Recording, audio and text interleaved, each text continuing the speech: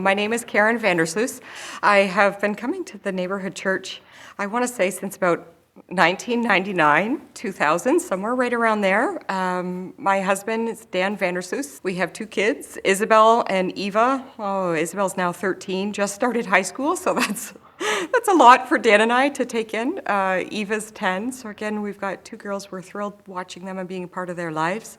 I've been staff as a member of the Crisis Society since, for over 15, 16 years now, so it's been a long time. It's a telephone service that is anonymous and confidential, which means that people from anywhere on Vancouver Island, but we also answer a couple provincial lines, so we get people calling from anywhere in the province, can phone in 24 hours a day and talk to somebody without having to divulge any personal information. We take around 30 to 35,000 calls per year. So on average, we're hitting about 100 calls, chats, and texts a day.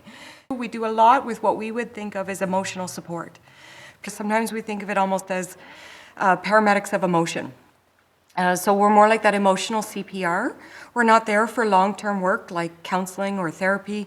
We're really there to help somebody get through the moment, to get back in balance so they can then think about what their next steps might be to go on with their day, with their life. We have people who are at risk for suicide and struggling with suicide thoughts and want to talk that out. People who worry about their loved ones.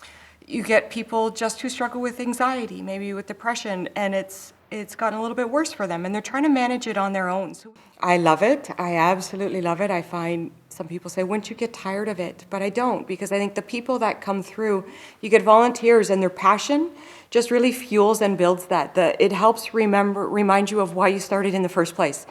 You see the calls and you hear the difference you're making, and you think that's what we're here for. And imagine if we weren't here. The passion is you see people. You see the strength in individuals to be able to cope, to be able to put one foot in front of the other. And I think that blows me away day after day after day. And we have people who, I don't know if I could continue to function in their shoes, and then they do, and then they do more.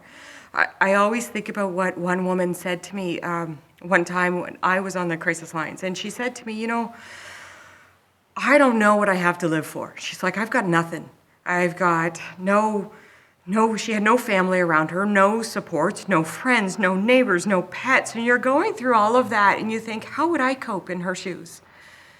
And I remember asking her, how have you been putting one foot in front of the other? And she said to me, every day I wake up and I hope I'll feel hopeful. And she's like, and that's all I've got, and that's enough for me. And at that point in time, that woman was sitting there contemplating whether she had the strength to live another day. And just in that conversation, she was just like, you know what? I'm not willing to take the chance that I don't wake up feeling better tomorrow. I want to live. I want to find meaning. I want to find reason. I want to find that hope. And that, to me, is just awe-inspiring. But you see somebody in pain, and you just want to take their pain away. And thank goodness for that desire, because otherwise you'd never have people maybe get into the helping field. But the desire to just take their pain away means sometimes we actually stop hearing them for where they're at. And what we really truly need to do is be able to walk alongside them, to sit and say, I want to hear the pain. I want to hear the dark stuff. I want to hear the ugly stuff nobody else wants to hear. Because only by hearing that, the pain and the dark stuff, or the worries and the fears of what seems so silly maybe to somebody else, only by doing that can we really create the space for that person to have hope and to see the possibilities. As human beings, we love to jump in and say, it's not so bad, actually. You've got this and this and this going for you. And that's good feeling. Hold on to it, but sit on your hands, just hold back from 5 minutes and just sit with them and be like, wow, that's a lot. No wonder you're feeling so overwhelmed.